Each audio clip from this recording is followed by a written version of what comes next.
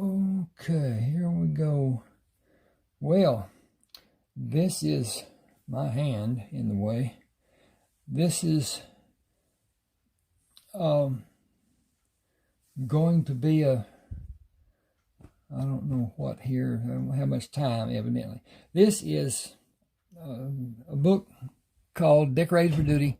It's about the service that Carlton Brisbane had during the Civil War.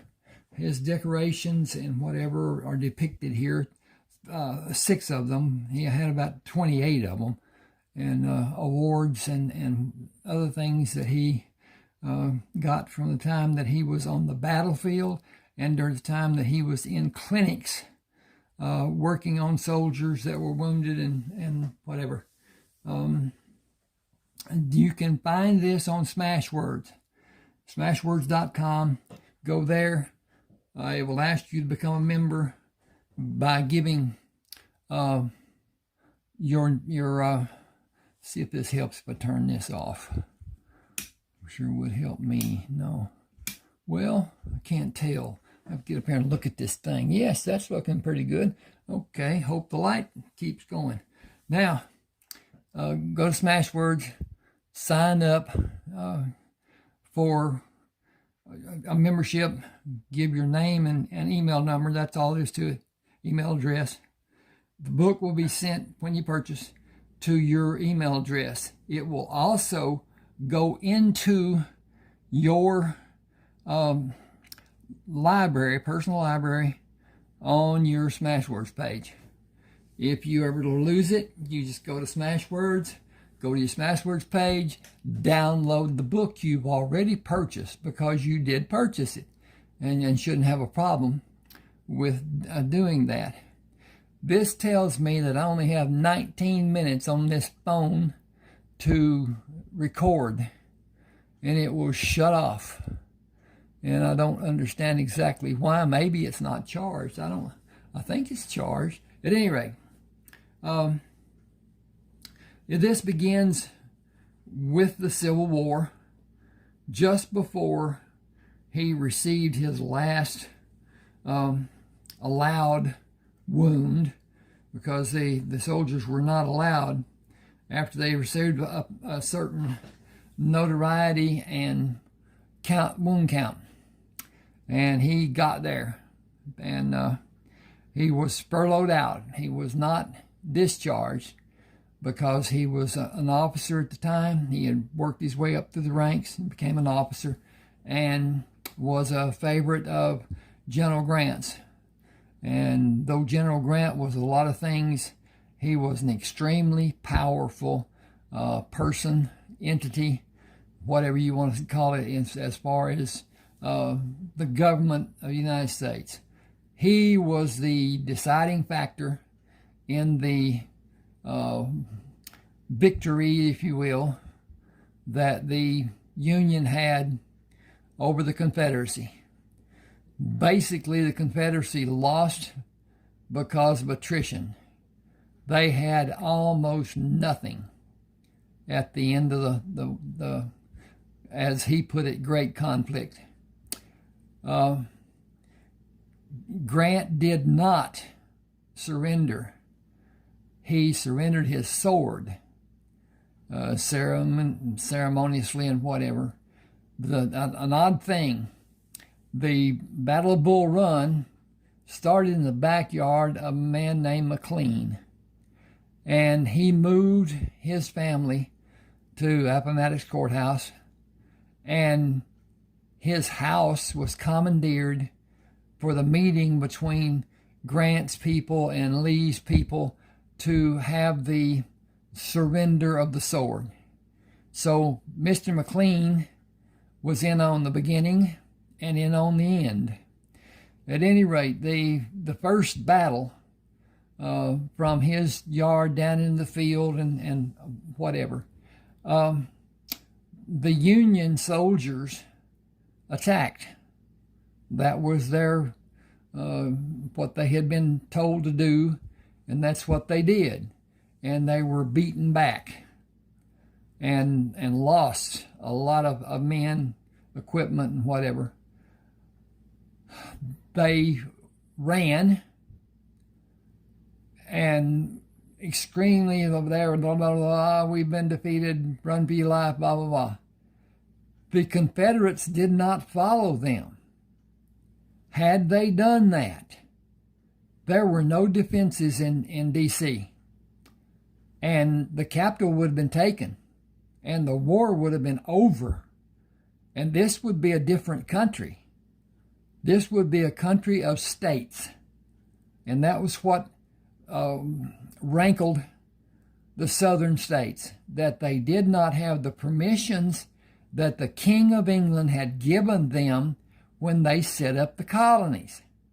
And it wasn't recognized by different people, the Congress for one thing, and Abraham Lincoln. Lincoln wanted the South to be motorized, mechanized like the North was. He wanted production. He wanted to build the country with the economy that production brought. Steel, all kinds of production that was done in the North that was not done in the South. The South was an agricultural society, and farms, cattle, food was what was produced, and they wanted to have the right to say yea or nay about what was done to their states when it was what the King of England had said would happen. It would be that way, and blah blah blah. At the end of the War of 1812. There's another thing, but at any rate, Carleton and 6 men.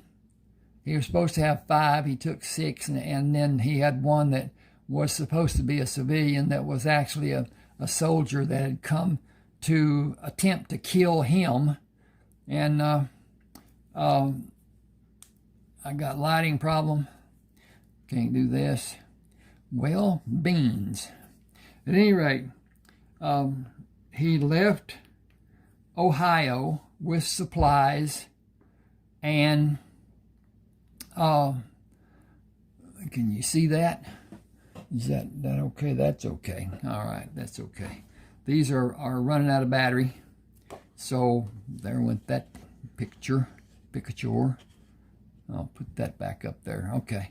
And I had supplies, ammunition, rifles and guns in the wagons that General Grant had supplied for him, and left Ohio.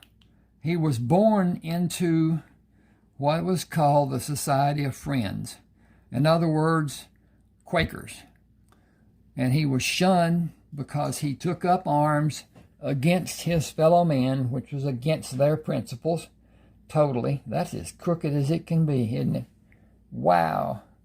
But let's just turn this just a bit and see if we can. Yeah, that's better. Okay. At any rate, he could not go home. They would not allow him back in the society. He was shunned. And with that, no one could speak to him. He could not go to meeting. He could not be amongst. So he took himself and his people, the men with him, out of Ohio and into Indiana and into Illinois, and then Iowa and Nebraska. Anyway, he wound up just outside of Albuquerque in Mexico, and spent the winter there in that no-name town. And then the next spring went on to California to stay away from the mountains. Crossed, did not go up mountain, and there was a trading post. You could go around what was the precipice and whatever of the mountain, Needles, and it was trading post. You could go around and go out of the way about 23 miles, but not go up the mountain. And it's a steep climb. I don't believe that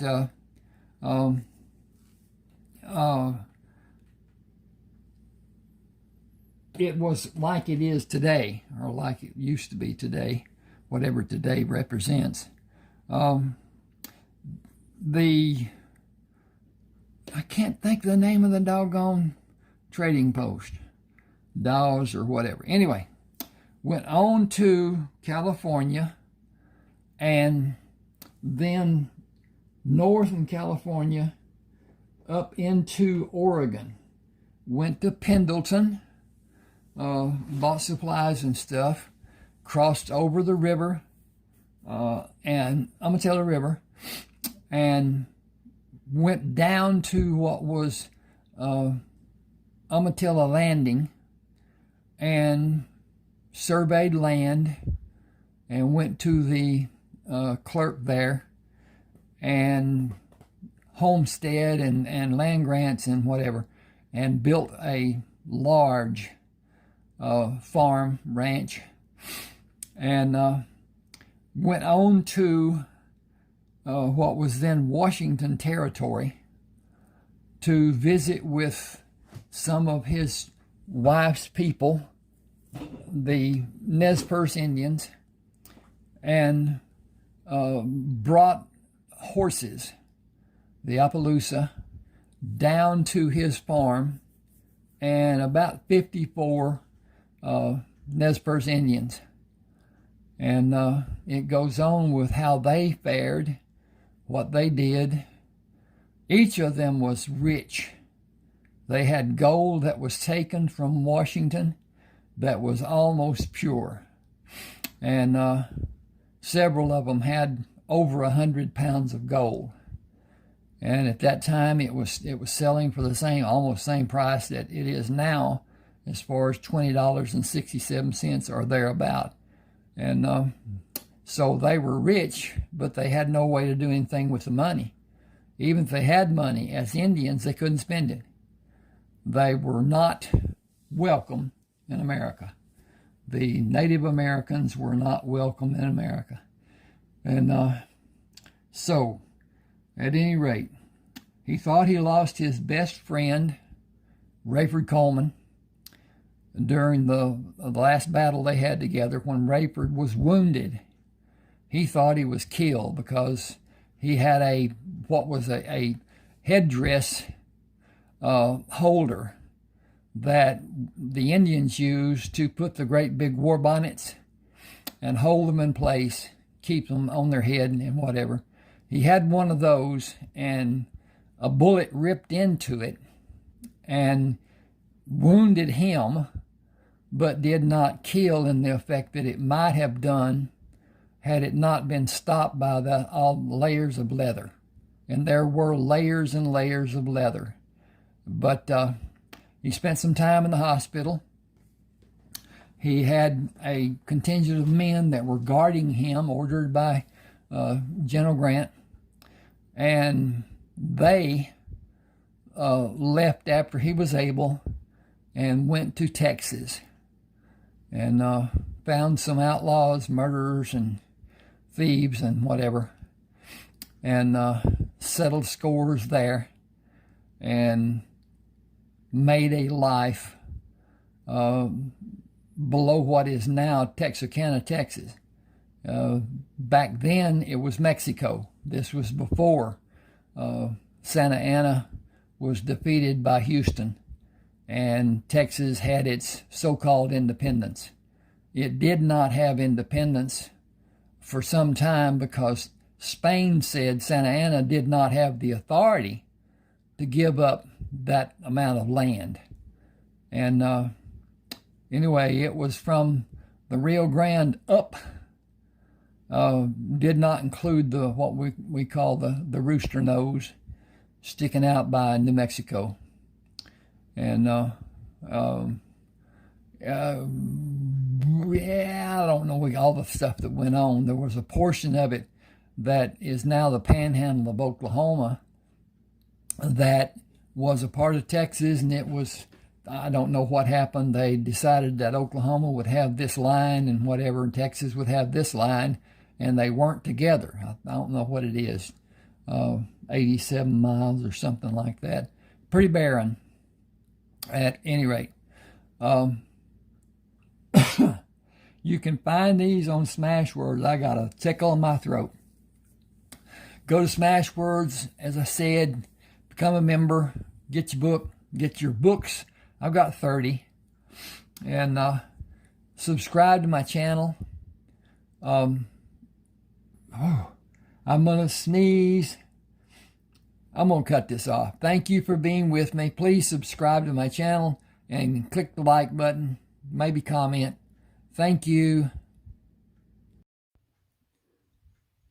I won't be here at 6 in the morning like I've done every day the last 3 years. You don't need me now, and I got information about where I can find Herb Hollis. I'll bring him in for the reward. Bill looked up at Chris. It was reported that he murdered his mother's husband. Then he killed his mother and his own brother, his only brother. Herb is said to be rotten to the core, and people say he will kill you when you try to bring him here if he can. I wish I could help him. I can't. Nobody can. It's already done. He'll hang, and he knows it. You can help me, and I'll pay for everything you help me with, starting with 2 sets of cuffs and keys to open them. Will you give me that much? Is that all? I have almost everything I need except the cups and the... Woo! I was checking the time, except the cuffs and compass.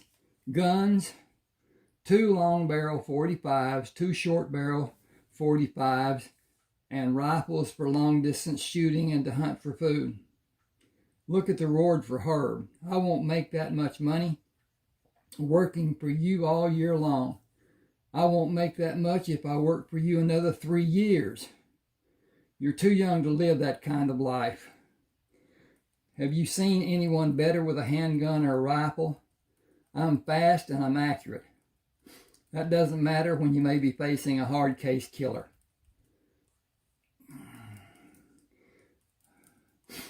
You didn't mention smart enough.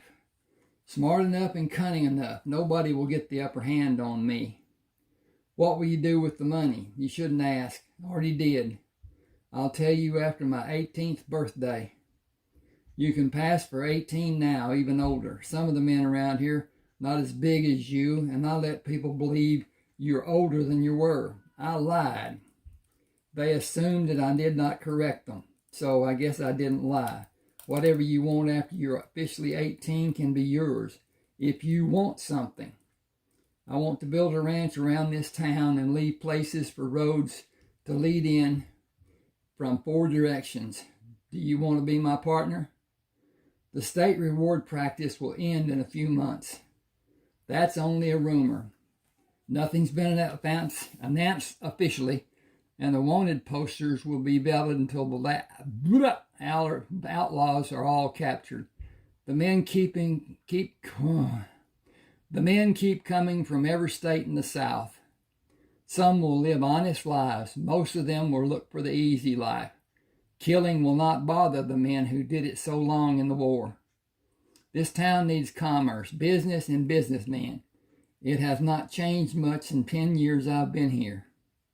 We can help it. You know what it needs. Chris, you're setting yourself up to be killed, and nobody will know it when it happens. You don't have anyone to help you hunt for wanted men. I don't want anyone. Depending on someone would be the worst thing I can do. Lou let me have a saddle horse and a pack horse, and Dave let me have provisions and supplies. I follow the advice of no strong drinks and bad habits. I'll carry the papers and the bag of tobacco with the string and tag hanging out of the pocket I carry it in, and naturally I need matches. Tobacco can help with stings and other medical needs. I paid for part of what I got, and I'll have enough to finish paying both of them and pay you when I come back. Will you pick a spot to file a homestead? I'll file on the other side of town for your homestead. Get Lou and Dave to do the same, and we'll partner with them or buy the land in 5 years. We can rent the land from them until we buy it. If you're agreeable and don't want to keep the land, we may have to make improvements. You should build bunkhouses. Are you planning to have cattle and farm crops? And hang on here a second. I done hit the wrong button and I'm going back. When are you planning on leaving? Now is as good a time as any other time. Herb is staying with a woman about 25 miles from here. I'll go and spend the night on the trail. Grab him tomorrow. A light just went off. Bring him back in a day or two. I may be able to get leads on 3 or 4 men who stay in the west side of Butker. Are you ready to leave? The horses are waiting for me. Can you let me have the cuffs and keys? You better take 3 sets. You plan on taking more men. Chris filled 2 canteens at the pump, hung them on the pommel of the saddle. I'm leaving, Lou. You know how dangerous what you'll be doing can be. Don't sleep near a fire and oil your holster every morning. Talk to Bill about homesteading land. I don't need a homestead. I've got plenty to keep me busy the rest of my life right here. It's a good life for me. Okay. Oh, I'll continue as soon as I get this to move. Okay. Talk to Bill. It will help all of us years from now. You want fresh food, don't you? Meat and vegetables. Sure I do. Is that going to happen next year when we have improvements done on our homesteads? I don't have time to make those improvements. We will have them done by men who will work on the farms and ranches. My pa had 16 acres, and he was always telling the townspeople about his life on his ranch, a 16-acre ranch. See you in a few days. Remember what I showed you about loading a pack animal?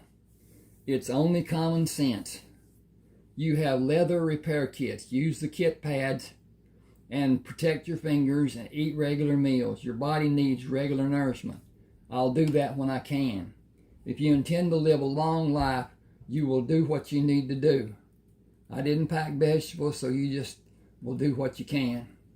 You owe me another $10 for them. I have the list. That will either be the damnedest fool thing you've ever done or the best. There is no room for anything in between. Either one is up to you to do. Either one is up to you to do. Keep your head on straight and your eyes open wide. Watch your animals for signs. They can sense things you can't. Learn from them. You might make it back in one piece. That's my plan. See you later. Chris rode for 2 hours and stopped to drink and water the horses. Then rode for 2 more hours. He unloaded the pack horse, placed hobbles on his legs before he freed him to graze, then go to the stream to drink. Stripping the horse, he placed hobbles on its legs and removed the bridle. You have more freedom than me. Your meal is waiting for you, all green and fresh. I need to hunt for my meal after I build a fire from the dry branches I find along the creek. He used a thick branch to club 4 rabbits he found hiding in the brush, skinned and dressed them, set them on spits to roast over the fire. He hung pots to boil potato halves and canned cabbage. The sun will be down before I finish eating. The 4 logs should burn until early morning. Hot coals will start another fire for breakfast. Bacon and eggs with potatoes and cabbage. My noon meal will be rabbit, potatoes, and cabbage. I should have enough potatoes and cabbage left for dinner, but I need more rabbits. I'll take the hobbles off the horses and let them drink before I put the hobbles back on them. Everything will be done today, and tomorrow is just another day.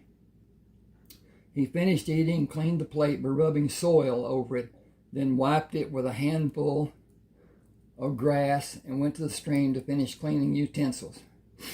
He looked away from the fire and started toward the horse, moved out of the firelight, and hurried to watch the horses for an indication of a location of somebody watching his campsite. The horses stopped grazing to watch them, then continued pulling grass. Not upset, but you were concerned. He has not moved, and you have a great hunger. How can you have when you had so many hours until now? I cannot wait for him to come to me when I am sleeping. I'll get ready for him and wait for the fire to my back. If he will look at me, he will look into the flames. He removed the belt buckle on the gun belt and placed it in the pack, palmed the short barrel handgun, and moved to the position he chose to allow the man to approach. A figure stood outside the light of the fire. You searched for me? I don't know who you are. Why are you concerned about somebody searching for you? Are you wanted by the law? I am Fernando Zapata. That doesn't mean anything to me. No man comes here unless he's searching for something. I'm looking for gold. There's no gold here. You're mistaken. There is much gold here. A man just needs to know where to look. I think I will kill you and not be worried about you coming here. You will not know where to look for gold if you do. He moved closer. I think you are not being honest. I saw you put your guns away. I think you don't know why that will be your last mistake. You have no gun.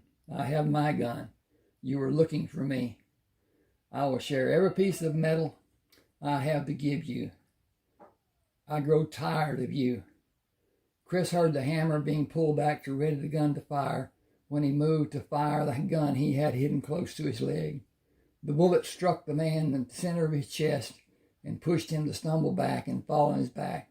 Unable to fire the gun, his grip relaxed when the life left his body. Chris moved to stand with the horses. Do you sense anything I should be made aware of? The horse continued pulling grass, then stopped to chew and pull grass again. I'll place a large log on the fire and bring my bedroll to sleep near the two of you. Wake me should you discover something alarming. Where Fernando Zapata is, other less savory men may also be. He was up before daylight, ate from both of the jars while the bacon and eggs cooked. Forking them to a plate, he moved the irons away. Then he went down to the stream, washed the utensils, and went back to the fire, not even a quarter of a mile away. He nudged the horse to quicken his pace and rode at that speed for only a few minutes. I need to leave you here and try to see what the lay of the land may be. 3 men were sleeping when Chris moved with his knees and bent back. Bent back. Chris moved with his knees and back bent to shorten his height. 2 of the men made enough noise by snoring to cause the horses to move far away from the camp. He moved to stand over the quiet man, bent and tapped him on the forehead with the long barrel of the gun. He held his finger over his mouth and motioned for the man to give him the gun he had near his head on the ground sheet. He motioned the man to take the handguns from the other men. Walk backward to me and sit on your bedroll. Tell the other man to wake and stay still. I will shoot the man who acts like he will try to do something, then the other man, and finally I will shoot you. Wake them and tell them, Fernando Zapata will not help you ever again. Juan, Tomas, do not move or all of us will die. Do not move. Do nothing. Fernando is dead. I did not know when he left, but this man called his name. I believe him. Chris held the handcuffs for the men to take. Slow, slow, slow. Put one end on the right wrist of the closest man and the left on the left wrist of the other man. Just strike the arm and the latch will pass through and come into position for you to lock it in place. Do not try to fool me by leaving the latch loose. The man you do that to will have his blood shut off from his hand when I adjust it, and if I find it to be loose, you will go where Fernando is." He waited until the cuffs were placed. "Move away from them and face me. Make one unnatural move and I'll kill the three of you. Do you understand?" "I have understood all the words you have said. Do you hunt for wanted men?" "I hunt for men who the state of Texas want to be captured. I have located 4 of them. You call that man Juan. His name is Juan Valdez. You call that man Tomas. His name is Tomas Mendez. You are one of the state of Texas, dead or alive. I do not know who you are. I don't need to. I see you have 5 horses. Where is the man who rides the 5th horse?" "He is watching the horses for to stop the horse thieves." "I see him. He is sleeping with his head on the saddle, and he is not with the horses. Go toward him, Juan. Tomas, stand up and follow him. Make a noise, and all 4 of you will die, him first. The sleeping man will die last. You will not be able to warn him. I do not want to warn him. You see what he is doing? He should have warned us about you. Get him awake and have him bring the horses to the saddle, all 5 of them. Fernando was about to shoot me thinking I was unarmed. He was wrong. Don't any of you make the same mistake Fernando made. He is dead because he forced it to happen by coming for me. What hope do you think you might have if you try to do something to escape? My only method will be to shoot to kill. I don't see how any of you are better than Fernando. Every one of you would shoot me in the back if you could." Okay. This is a fictional work that I did, RonaldDWalker. It is a story about a woman who is in an abusive relationship back in the 40s. Back then, domestic violence was left alone. It was considered to be between a family, and nothing was done. As long as he didn't kill her, everything was great. And things happened. I saw it in my life. But anyway. This is how she lived her life, how she tolerated the abuse. She had help from her sister and brother-in-law, but even then, the courts would not allow anything to be done by family. They couldn't kill him, but there were times and whatever. But at any rate, I don't want to get into a lot of telling you what the story is about because of it being like it is. I'm a lot better at writing a book than I am about telling about it. But at any rate, she goes to a doctor about abuse, and he tells her that he will not see her again. He's a friend of her sister's. They went to school together, and he tells her that she's in a dangerous situation. If it escalates any farther than it already has, because she's had broken fingers, she's had a broken bone in her arm, her nose has been smashed 3 different times, and so anyway, he gives her some medication to take for the pain. Sets her nose, gets it looking like she's a full-time wrestler or something, and excuse me, she takes the bottle home, and knowing that if he finds the bottle, he'll throw it. So she takes an empty aspirin bottle and put the medication in it. And he comes in, he's been drinking, he got fired, and he'll get separation pay, and that's it. He will not get, he'll get his last paycheck and then separation pay, and then he's done. And it's a corporate level job. He's not going to get anything from the benefits of being unemployed. And he is upset, and he is drinking heavily. He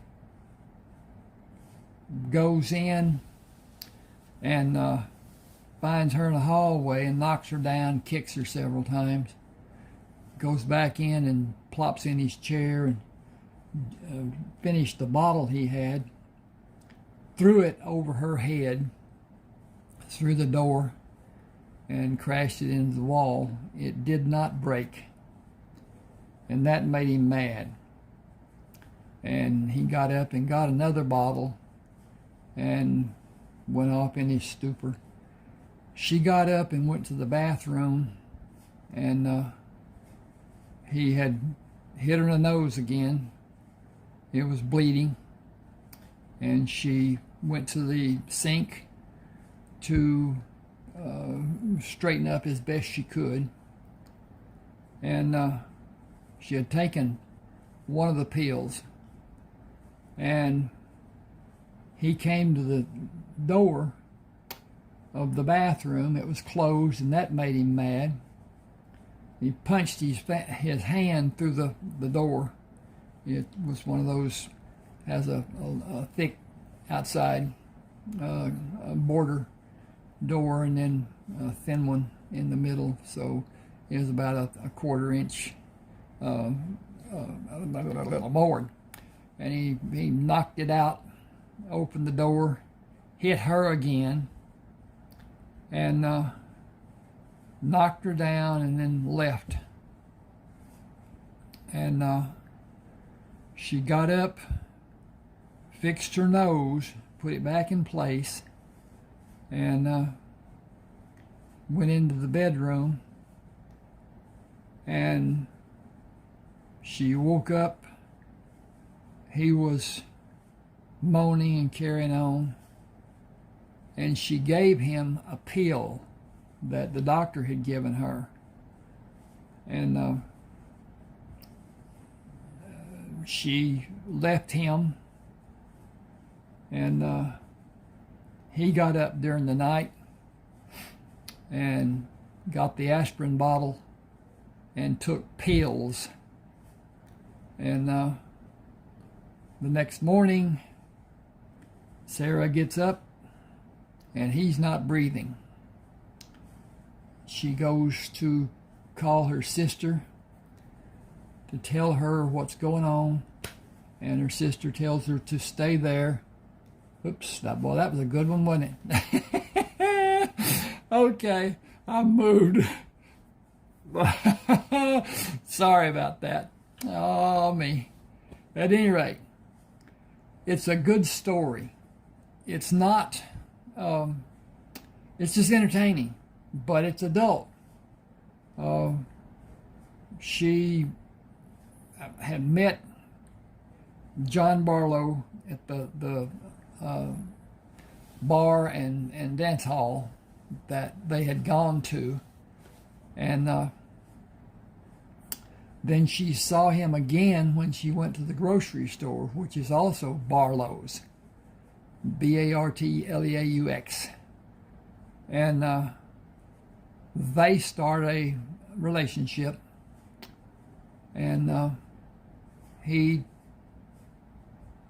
teaches her about the acts that a man and a woman can have, and he continues his work at the store that he owns. He owns a chain.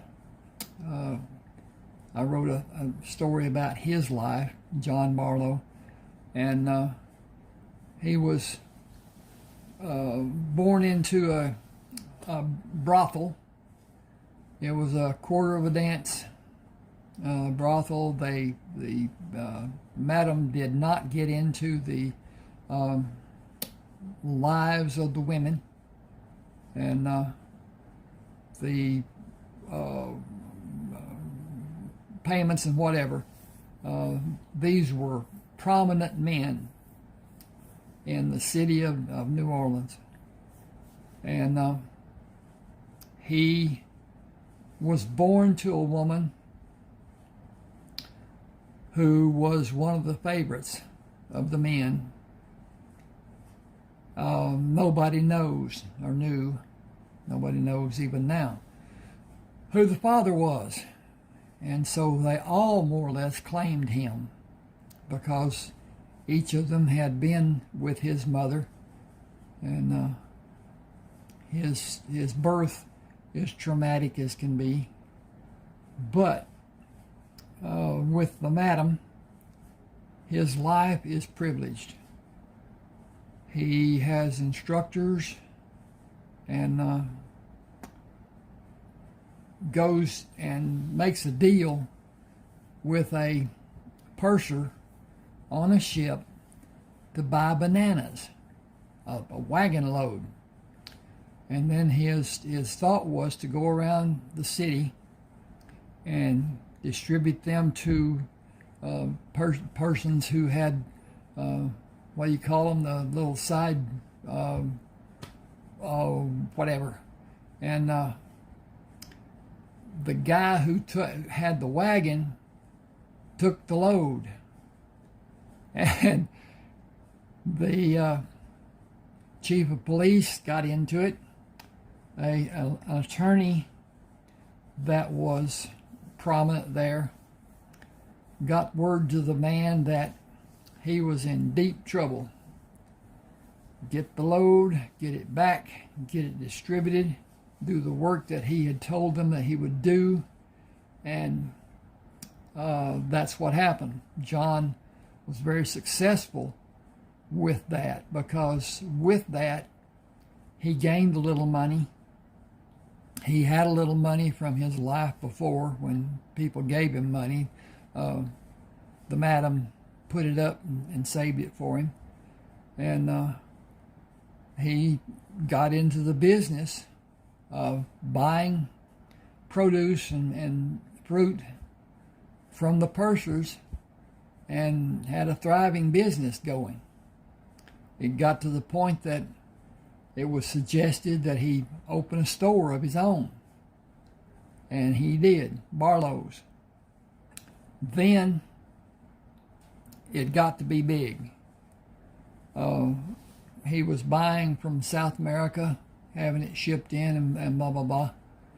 And he built stores along the Gulf Coast from New Orleans all the way to Miami, then from Miami up to North Carolina, into North Carolina, stores along the way. Then he built from New Orleans to Brownsville, Texas, all along the coast. Then he built other stores inland from what it was. He was doing them along the coast because of the deliveries being what they were. And naturally, produce and fruits have to be done fairly fast, so that's what he did. At any rate, he was, I can't say, he wasn't a love interest because of his situation, and won't get into that too much, but she goes and meets him at the grocery store. She is in terrible trouble financially, and the people that gave his check to the funeral home to pay for his funeral took it. So she had nothing. She couldn't even eat. No money for food or anything. She went to John, and he had told her that anything she needed that he could help her with, he would do. And she went, she was about in tears, and she said that she had been to all the banks, and even with the house that was paid for, they would not loan her money. He made a phone call, told the guy who he was, the bank manager, and told him that she needed the loan. And he hung up and said, go and meet the bank manager at this bank. And she got a loan, and she started a mail order business. Then a woman who is also in an abusive relationship goes to work for her, and she needs help. Sarah helps her, and it's a lengthy process. The man was worse than what Sarah's husband had been, and that's hard to say, hard to do, hard to whatever. At any rate,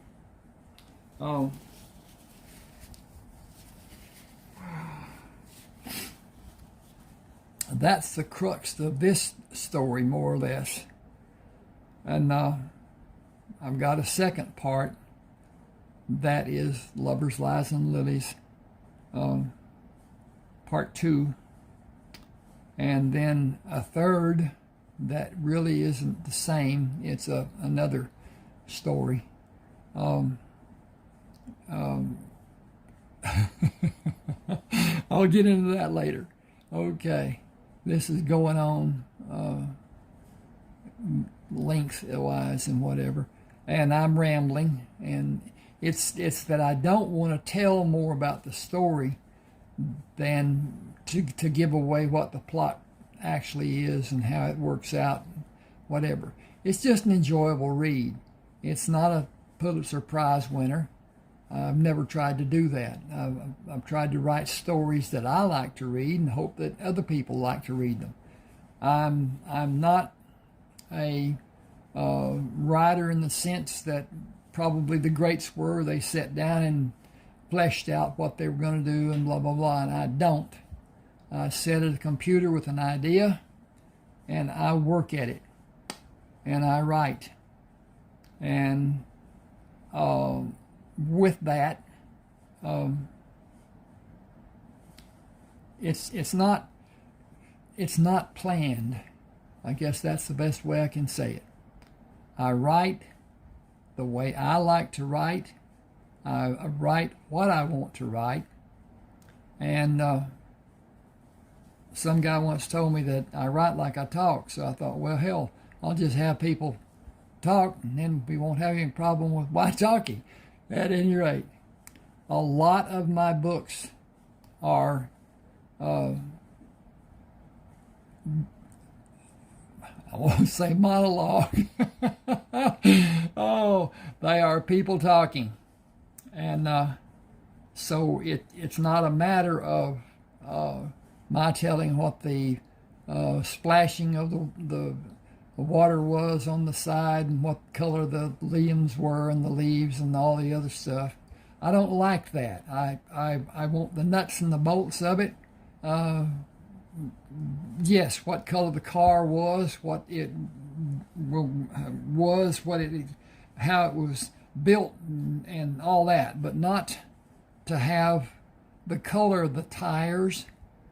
You know, back in the 40s, all they had was black walls. And then in the late 40s, the white wall came out. And it wasn't long before there were all kinds of different colored tires that people wanted or didn't want or whatever. The rims changed from plain old black to chrome, and then got even more evolved and whatever. At any rate, thank you for being with me. Please subscribe to my channel. These books, all my books, I've got 30 now, writing the 31st one even now. They can be purchased from Smashwords. That's my favorite. I had published with Smashwords years ago, and Smashwords recently sold to Draft Digital, D2D, and Smashwords is now just a storefront.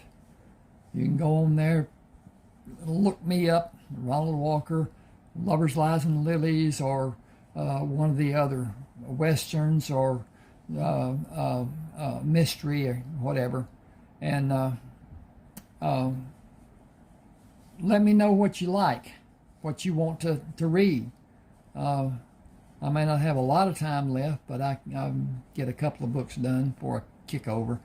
At any rate, thank you for being with me. RonaldDWalker, Lovers, Lies, and Lilies, Smashwords, and comment, hit the like button. Please subscribe.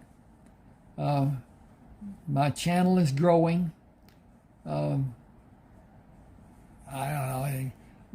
hope to be monetized before too much longer, but that will help a lot, and then it'll grow a lot more than what it was before. But at any rate, thank you, and hope you enjoy. Let me know.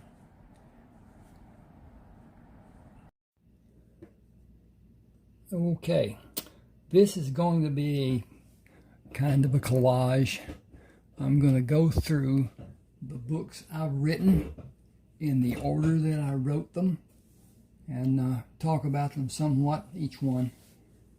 Not to really dive into it, but as it is. This is Mutual Transitions. It's the first attempt I made at writing a book. Took a long time, a lot of effort.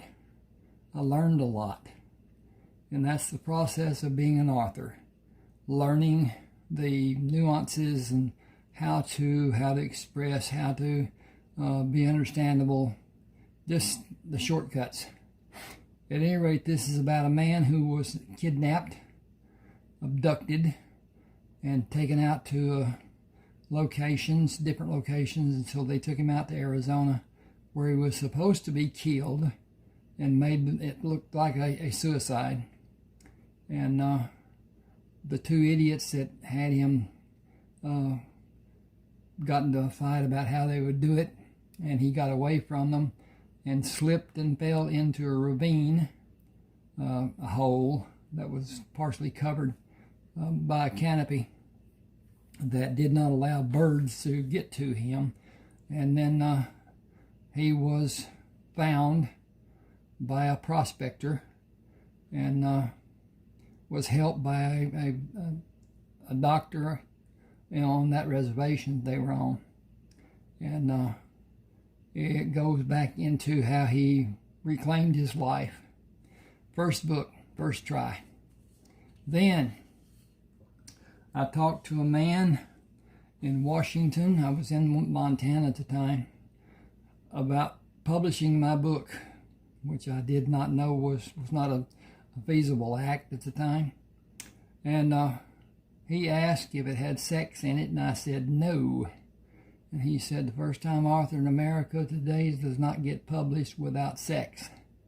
So I wrote Lovers, Lies, and Lilies, and it is adult entertainment. It is. I hate it when he picked her up, carried her up the steps, took his left foot and closed the door. What'd they do? What? So anyway, I wrote Lovers, Lies, and Lilies Part 1. Then the story continued, and it was too big for one book to go on a reader. So I made it Part 2. That is actually part of her life, Sarah. I didn't get into that part. She was in an abusive situation with her drunken husband, and he was fired, and he really went off, and so stuff got heated. Anyway, then this is Part 2 of her meeting a lover, of sexual education, growth, and continuing. Then, as an afterthought, came Emily's story. This is an older woman with children, and she has an abusive husband who is also physically and sexually abusive to his children.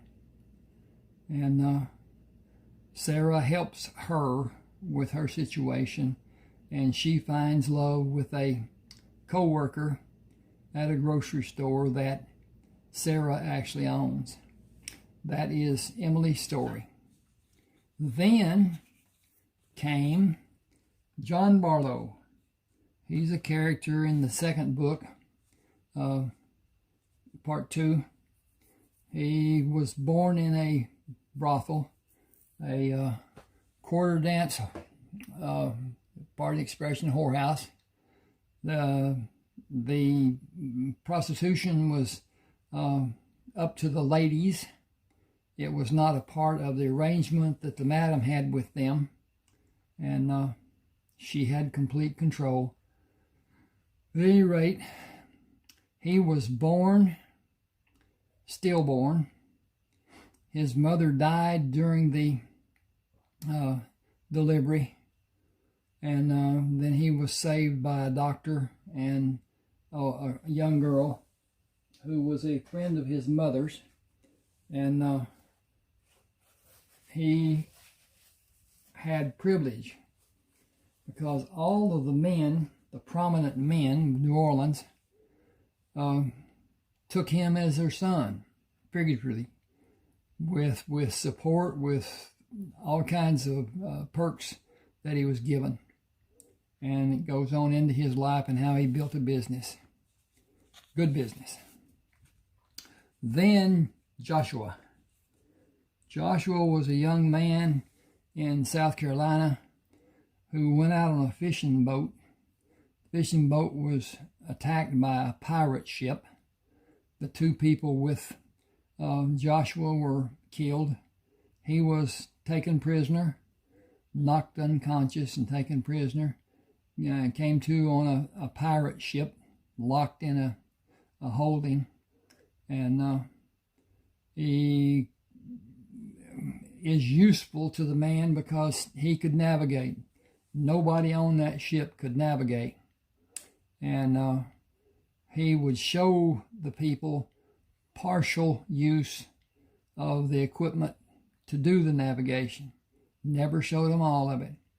Winds up that he takes control of the ship by guiding it into a fray between the English and the French. And he takes control of the ship, gets it away, lets it float away from the battle, and goes on with what happens in the Mediterranean and his stopping the shipping to Napoleon during the time that Napoleon's brother sat on the throne of Spain. Then this is Joshua's way. He was able to bring ships back to America and establish a life in Charleston. Then went out to his old home, found that people were living in his house, had built onto the house, and he allowed them to stay, and eventually married the daughter of those people, and had to move from Charleston, and went up to Charleston, Virginia, West Virginia. Anyway, Charleston and Virginia, and then he had to move again and went to the Indian Territory, which is part of Ohio, Indiana, and whatever, and then was told he could not be there because white people were not allowed to be on the reservation. That's what it was made the year before. He moves his family from there to Texas and establishes a life there.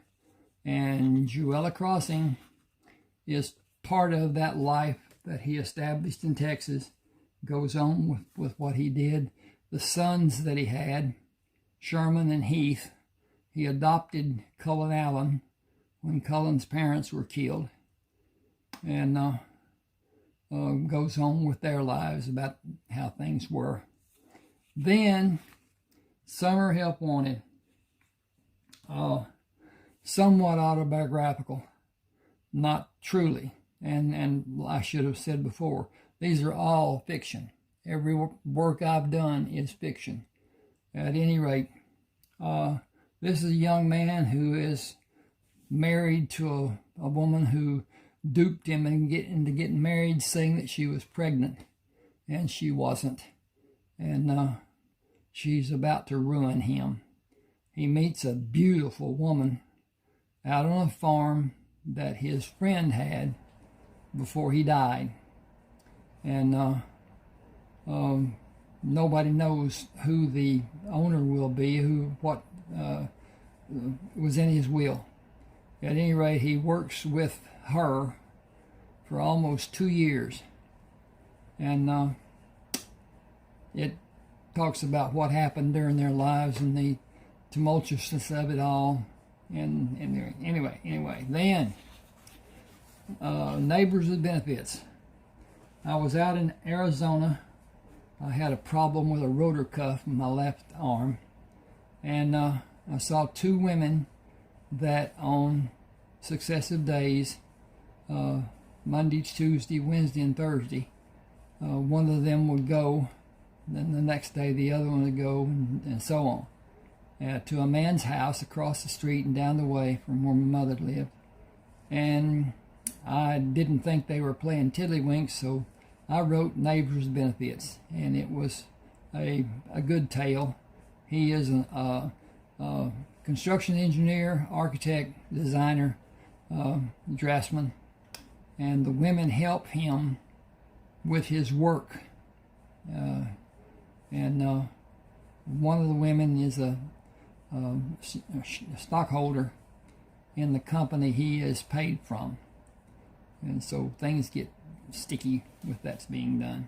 At any rate, then Sexy Assassin is a follow-up to that situation with just her and him together, and she is an enforcer for the family, and her method of operation is a syringe filled with snake venom, and deposited in an orifice in a man's body that no man would want to have happen to him. And then they attempt to get away from the family and hide. And it talks about how it is done, whatever. Then, Kinsman Tribe, Part 1. Another long book. This is 2 men, Cullen Allen and Kiowa Bennett, who meet and form a group to be better safe from where they had been before. They are all wanted men, all have posters on them as wanted dead or alive. And back then, people could do that. A very powerful man could accuse a man and have his likeness done and his name on a poster, and offer a reward for him. They form and they do cattle herding. The spare cattle there in East Texas, and then Texas was covered with old cattle back in the day. And they didn't do anything much with longhorns. Young longhorns, yes, but not old long horns. At any rate, then it goes into their lives, and they make a trip across northern Mexico to get into California, to circumvent the mountains and the deserts and whatever. They took hay and 2 wagons to feed the livestock, and had water and picked up water along the way, and got into California, and then went to the place that they were supposed to meet, Sherman and Heath. And after they met, it goes on with their life and what they did. Then, Buzzard Shields. His name was Morticius Alejandro Shields. His mother wanted him to have more, and so she named him with initials that were Mas. Mas in Spanish is more. Suppose, anyway, I won't go on that. Starts off with him as a young life, a school child, and it showcases his abilities that his father taught him, dance moves and whatever, and stick fighting. In the service, it's called pugil sticks, but in his case, it's not padded on the ends like those pugil sticks are. But at any rate, he works as a carpenter later in his life, and his father died. He got to be lead man for a fixture building company that built fixtures for grocery stores to showcase the food. And the owner of the company dies, and that dissolves his contract, and he quits, and the people with him to some degree quit, and he's building a dormitory style house to house girls who are going to Texas Tech. This is in Lubbock, Texas. And then he joins the Army Corps of Engineers, working on building barracks at a fort south and east somewhat of Lubbock, and does that for a year, and then he's asked to survey four-state area of Utah, Colorado, New Mexico, and Arizona. And he gets into some relationships with Indians in northern Arizona, and does well financially. Then he goes to California, and is on his way to be with his nephew and his sister. His nephew is older than him, and it goes on with that. Then in the second part, he goes to Alaska.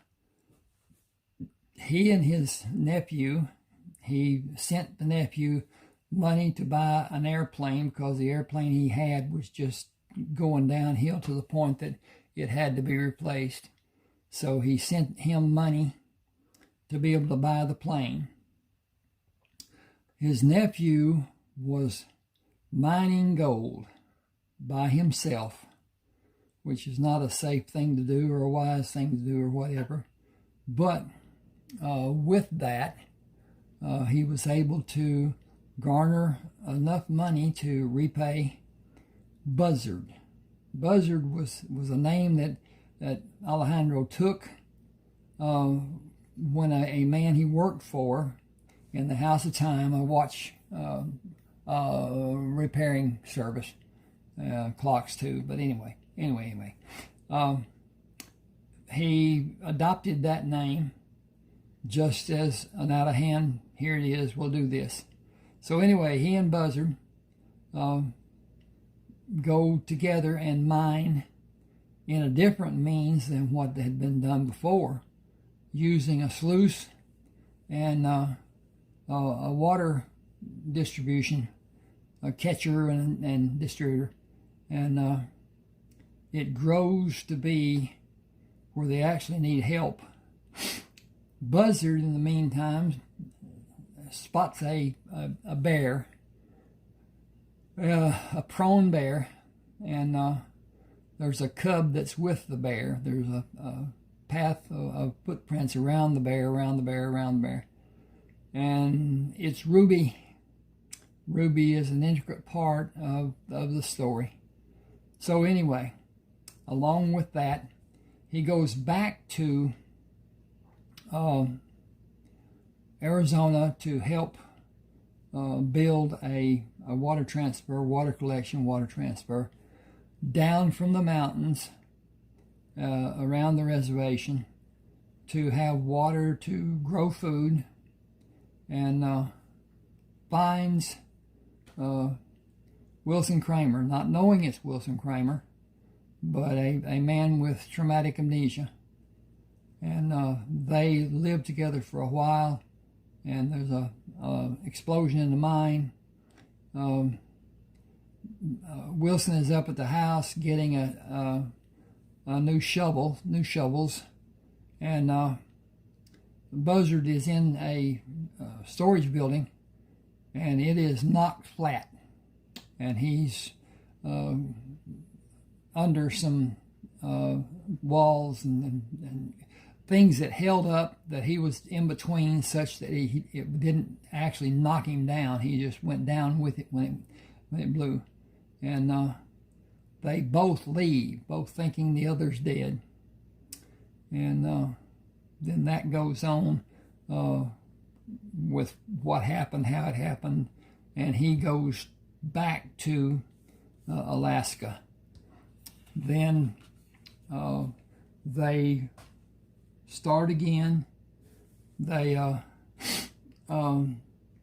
have some help that finally turns into three brothers helping them, and they mine a lot of gold, millions of dollars worth, and they become two of the richest men in America, he and his nephew, and goes on with what they did with their stuff.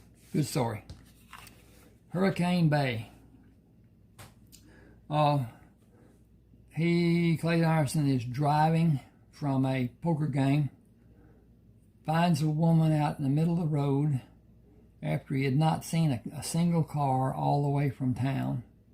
He lives on Hurricane Bay and has a draftsman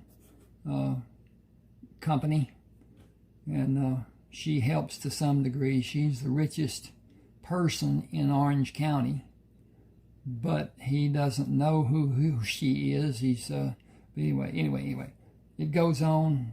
About his dog Butch and the people that come to help him with the business. This is it's not really a follow-up. It's another story, different story totally. It's about a drug war-related crimes and stuff. He's still, I didn't get into why he was made chief of police, but he was by his friend, a judge. And this is a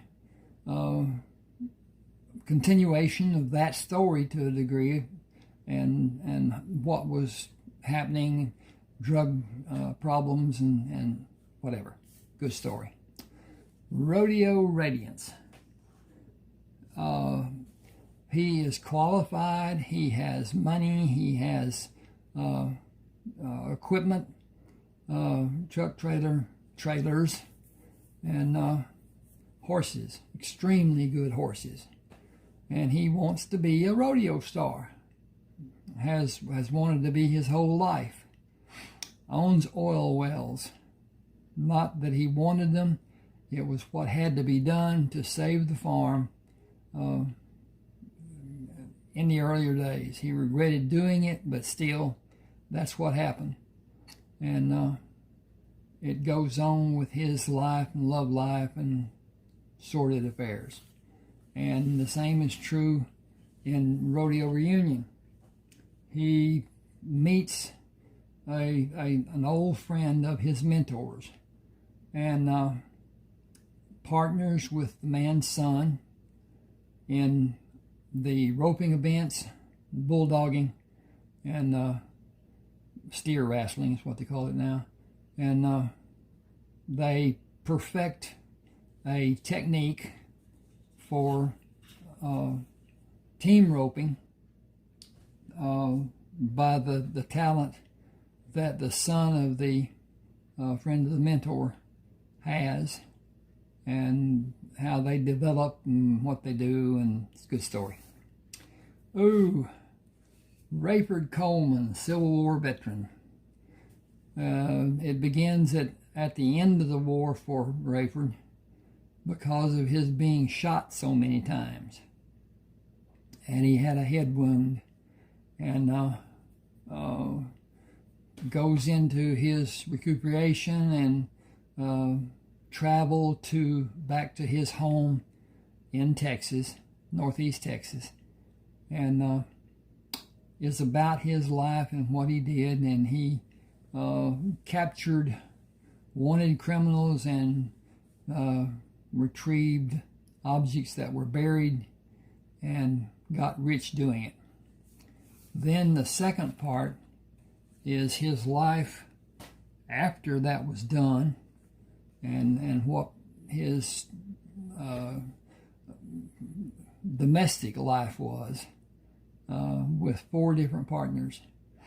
In case you're wondering, this is Jim Bridger, a renowned woodsman, frontiersman, and whatever.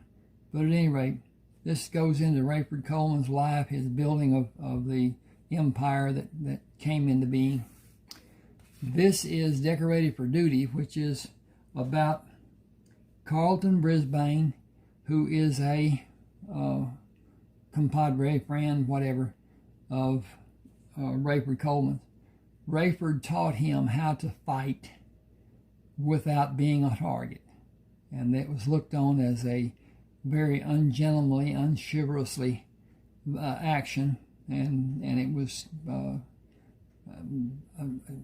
degree of chastisement every time they did it. He was taken out of the ranks and put into clinics, and the doctors didn't like what they did, and so he was put back in the ranks. That went on for a long time until he also received too many wounds. He leaves Ohio and goes down across and actually gets into New Mexico, and just east of Albuquerque, spends the winter waiting for the opportunity to go to California, and continues north in California up to Oregon and Umatilla Landing. It's now Umatilla, only one word. Anyway, it chronicles his life and his domestic life, and how he lived and what he did. Good story. All of my good stories. Never too late. This is a grandson of Carlton Brisbane, Daniel Brisbane. He is a colonel, Special Forces, did not take general officer rank because he would have not been able to do the duties he'd been performing. He is a leader of a specialized group that guards the president. Wherever there is a large degree of elbow rubbing, he and his group monitor that situation. He even stands in the receiving line from time to time. And he is sent to take 3 downed airmen, and his orders don't specify exactly, but it's more or less that he should take them out rather than let them be captured. And he finds out from talking to them what the problem was and how it was caused, and gets into some stuff. Then it goes on with his helping the president and what he does and so forth. It's a good story. Then Sherman. Sherman is the oldest son of Joshua Kramer. He, in this, takes a ship, position of the first officer, and has a captain who is inexperienced and somewhat headstrong and very prideful. And they go down across, I'm about to sneeze, hope not, but anyway, maybe a blow. He takes the ship across the Gulf of Mexico from Texas on to Alabama, and across to Tampa Bay, and down to Cuba, and loads the ship with coffee, then goes to Miami and takes part of the coffee load off and picks up more cargo to go distribute up the coast of Florida and up to Charleston, South Carolina. There he replenishes the load with chemicals and takes the chemicals and distributes them down the same passage he had done on the eastern side of Florida, down to Cuba. Picks up another load of coffee all over that ship. They had it severely loaded, and sails to the northern edge of the Yucatan Peninsula, offloads part of the coffee, goes around the peninsula and unloads the rest of the coffee and picks up chemicals, and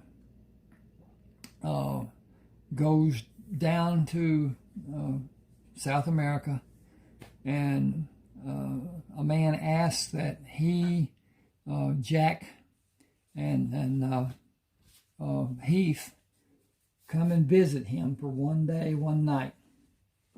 And his mission is to get a manager, hoping to start with to have Sherman. Then with the size that the size that Heath has, he severely wants him. But they both dissent and tell them they have an educated man on the ship that could probably do the job and would want to do the job. They go back to the ship. He does what they suggest he does, and they are then dispatched with the chemicals that the man has the company, and up and down, up and down, up and down the eastern coast of South America. They don't go past Mount Video and Buenos Aires, and then go back north. And they do that for several weeks until the crew is just sick of it. And they go back, they pick up the man, and they haul tail for what will eventually be Hawaii. 2 days out of Hawaii, 2 days coming out of Hawaii, they run into a hurricane. It is terrible. And then after the hurricane is finished, they are pirated. They're set adrift, and a ship that has no navigation on it, no navigator. And he takes over the ship and takes it to San Francisco and then across the bay to what will be their home base. That's Sherman. Heath. Sherman and Heath together go from California back to Texas. Heath takes a ship and takes the families that are there in Texas to California that are, what in the world? Wow, no com. Yahoo.co.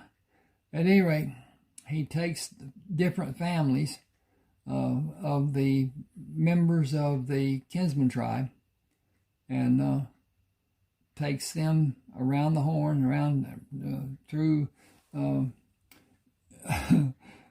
and goes up to San Francisco and docks across the bay, and then it goes on from there.